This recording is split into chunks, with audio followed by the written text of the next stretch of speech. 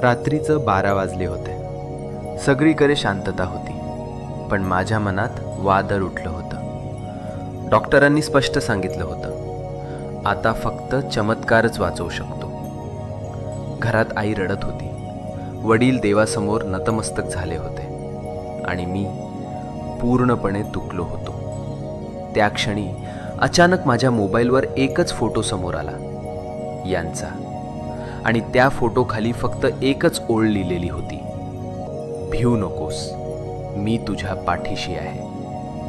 त्या एका वाक्याने माझं आयुष्य कायमचं बदललं. आज मी तुम्हाला सांगणार आहे यांचा एक असा चित्तथरारक अनुभव, जो ऐकल्यावर तुमच्या अंगावर अक्षरशः शहारे येतील. ही कथा आहे विश्वासाची, ही कथा आहे चमत्काराची, आणि ही कथा आहे त्या अदृश्य शक्तीची, जी भक्तांना कधीच एकटे सोडत नाही. पुण्यात राहणारा अमोल, वय फक्त 29 वर्ष. नोकरी चांगली होती, घर व्यवस्थित होतं, आई वडील आनंदात होते, सगळं सुरळीत चालू होतं. पण एक दिवस अचानक त्याच्या आयुष्यात वादळ आलं. ऑफिसमधून घरी येताना त्याला छातीत तीव्र दुखू लागलं, श्वास घ्यायलाही त्रास. घाबरून मित्रांनी त्याला तात्काळ हॉस्पिटलमध्ये नेलं. तपासण्या झाल्या, रिपोर्ट्स आले, आणि डॉक्टरांनी जे सांगितलं ते ऐकून सगळ्यांच्या पायाखालची जमीन सरकली. हृदयात गंभीर समस्या आहे, ऑपरेशन करावं लागेल, आणि रिस्क खूप मोठी आहे. आईच्या डोळ्यात अश्रू, वडिलांच्या चेहऱ्यावर भीती. अमोलच्या मनात एकच प्रश्न, देवा, माझ्यासोबतच का? त्या रात्री हॉस्पिटलच्या बेडवर पडून तो शांतपणे छताकडे पाहत होता. झोप येत नव्हती, मनात भीती, डोळ्यांत अश्रू. तेवढ्यात त्याच्या शेजारच्या बेडवरचा एक वृद्ध माणूस हळूच म्हणाला, बाळा, इतका घाबरू नकोस. अमोलनं त्यांच्याकडे पाहिलं. ते शांत हसत होते. ते म्हणाले, तुझ्यावर यांची कृपा आहे. अमोल थोडा चकित झाला. कसं काय? वृद्ध म्हणाले, आज सकाळी मला स्वप्नात दिसले आणि त्यांनी सांगितलं, माझा एक भक्त घाबरलेला आहे, त्याला सांग मी त्याच्या पाठीशी आहे. हे ऐकून अमोलच्या अंगावर काटा आला, कारण तो स्वतः लहानपणापासून यांचा भक्त होता.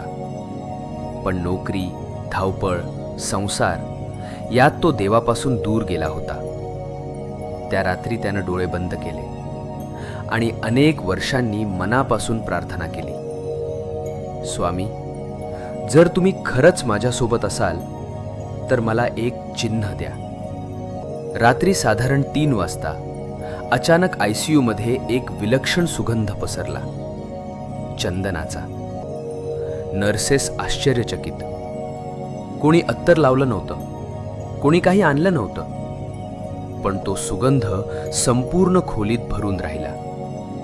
अमोलचे डोळे उघडले आणि त्यानं पाहिलं, दरवाजाजवळ भगव्या वस्त्रात एक तेजस्वी व्यक्ती उभी होती. चेहऱ्यावर अपार शांतता, डोळ्यांत करुणा.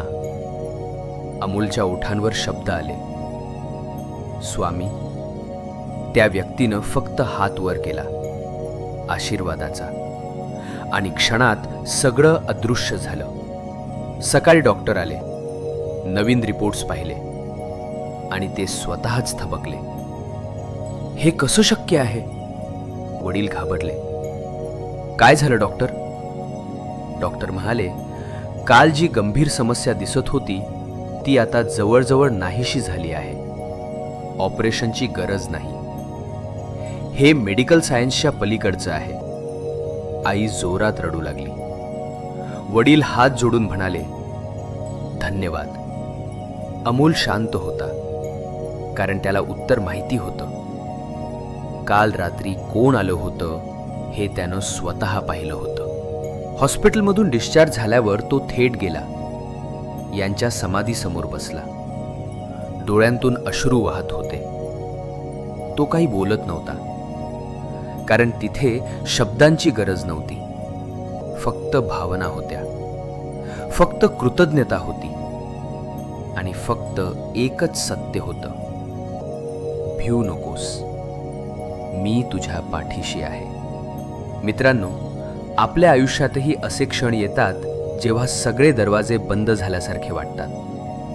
कोणीच सोबत नाही, मार्ग दिसत नाही, आशा संपल्यासारखी वाटते.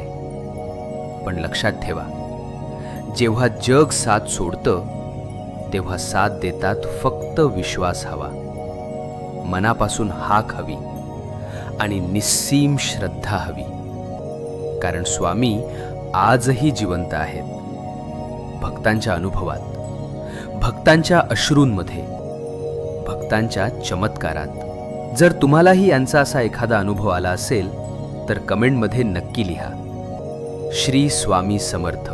आणि हा अनुभव प्रत्येक भक्तापर्यंत पोहोचवा, कारण कदाचित तुमच्या एका शेअरमुळे एखाद्याचा विश्वास पुन्हा जिवंत होईल. श्री स्वामी समर्थ.